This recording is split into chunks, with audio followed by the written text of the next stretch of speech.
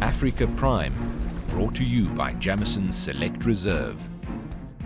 Welcome back. You're watching Africa Prime tonight. We're speaking to Motala. He is the Chief Executive Officer of Brand South Africa. Now, Mila was born in Klerksdorp on the 22nd of April in 1963. And his first job, in fact, the first job that he trained for was as a teacher. But before that, there were other beginnings. Let's talk about those early beginnings when you were growing up in Klerksdorp in apartheid South Africa, a very difficult place for a black boy. How difficult was it, and how did it shape what you later became? Well, Godfrey, growing up in the mining town where I grew up, very close in Stilfontein, went to school in Klerksdorp.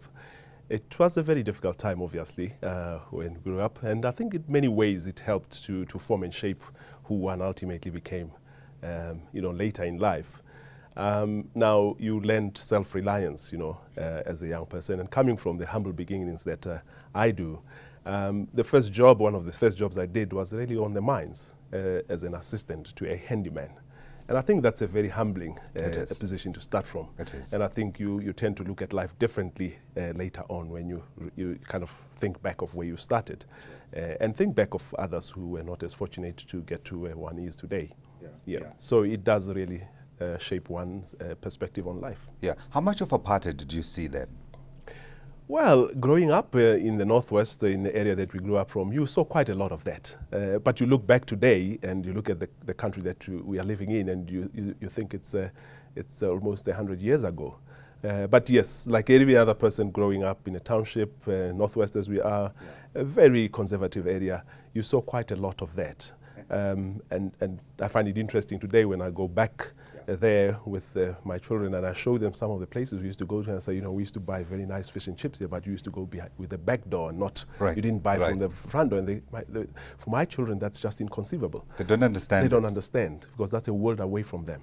Yeah, it's like my children, when I talk to them about how difficult things were at the beginning, I tell them we went to school barefoot, they say, why? Yes, because it's a world that they cannot relate to. Yeah.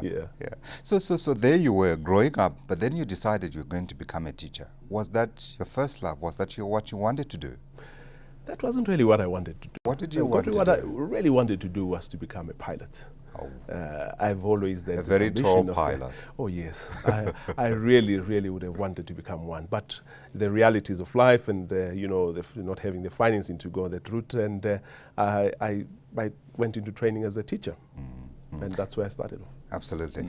So you were in teaching, but then you decided teaching wasn't quite the place that you wanted to be. What made you change your mind that you decided you wanted to move on?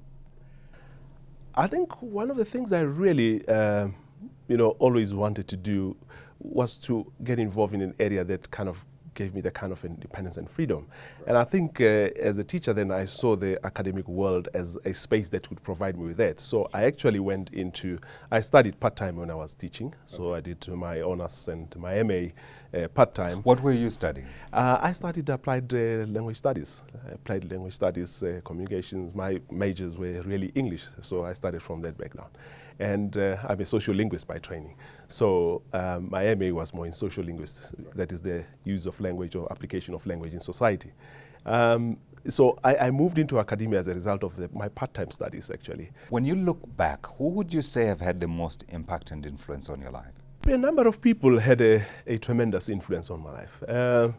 One of those people would be my father. But in terms of my career development, the professor that I talked about, Annette Combrink, played a critical role in my development. She was a very strong mentor of mine. From my father, I think I got the ethic of hard work, of perseverance, and never giving up. And I think that's one of the things that has been able to just actually help me in life. Yeah. So you then found yourself at the KwaZulu-Natal Tourism Authority, where you worked for a bit, and then you moved on to the Durban International Conference Center. You spent 4 years there. In terms of life lessons and work lessons, what did you bring from there to Brand South Africa as CEO?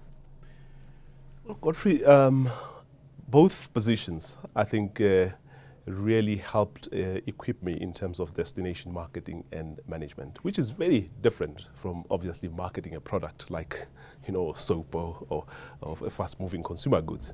So I think that's really what I learned from that perspective. But also working within a very, very diverse environment. The international marketing that was done at the Durban Convention Center actually helped to increase one's exposure to a different element of place marketing, which is now marketing a facility such as that globally. Right. So I think all those roles actually added to my understanding and my perspective on what place branding and marketing is about. Right. Now, you've been CEO from, as I said, KwaZulu-Natal. You were CEO, and then you were CEO at the Durban International Conference Center. And then you came to Brand South Africa, where you were CEO. As a leader, what distinguishes you? I believe it's really hard work, but more importantly also perseverance, and I think working on principle. Yeah, yeah. And when your subordinates get it wrong, do you call them into the office, shut the door, and let the hair out?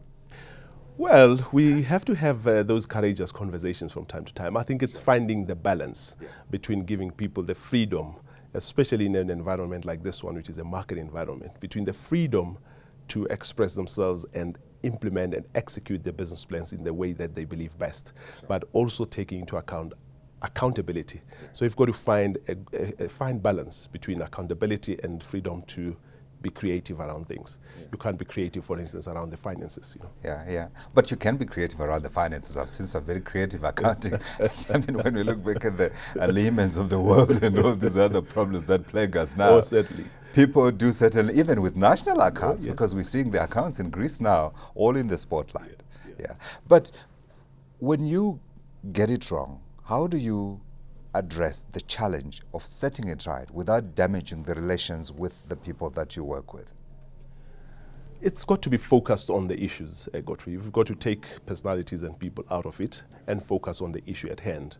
But more importantly, focus on how does this help take us forward in terms of where we should be going as an organization. Sure. And I think for me, that's always the starting point.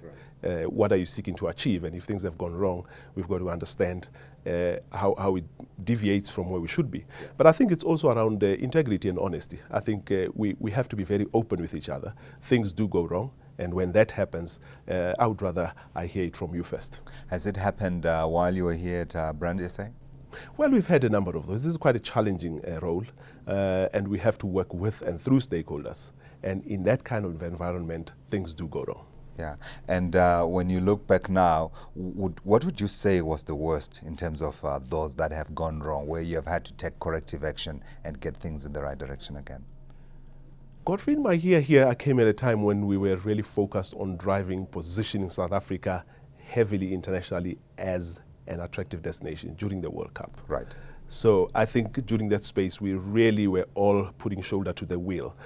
But after the World Cup, we had to focus on repositioning the brand and coming up with, amongst others, a revised value proposition and a new payoff line. Yeah. And as you might well remember, we had quite a serious debacle with the payoff line at the time. And I think it was one of the key things that really happened at the time, which I would quote, which we've all learned from. And I think in going through the process now for the second time, all of us have gone through it with the rigor that is required, but also with ensuring that there is accountability across the line, and that most importantly, the consultative process with our stakeholders is far more robust than within, which doesn't say that the previous process wasn't robust. Sure. But I think we injected a lot more robustness in it this time around. Yeah. How do you repair brand damage? Because that's like an intangible, if you like. And it must be much harder than, say, taking a car which has been bumped against something on the road and then fixing up what is wrong.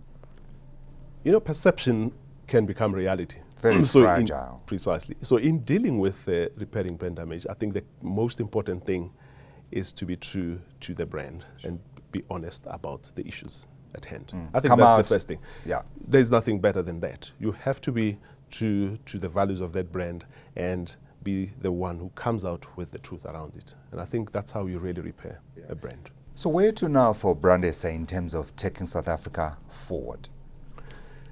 For us, going forward, Godfrey, is to continue riding the wave of all those reputation-enhancing developments we have seen over the past year. Our ascension into the BRICS, South Africa's again readmission, or on the UN Security Council seat that we have again on a temporary basis, but it's also taking advantage of the improvements we have made in terms of the Global Competitiveness Index, where South Africa has improved by about 4 places now, where we are ranked number 50 out of about 182 countries. What's your target? Our target is to become a top 30 country by 2020. That's as far as global competitiveness is concerned. Right. As far as nation brand reputation, we would like to be amongst the top 20 brands by 2020.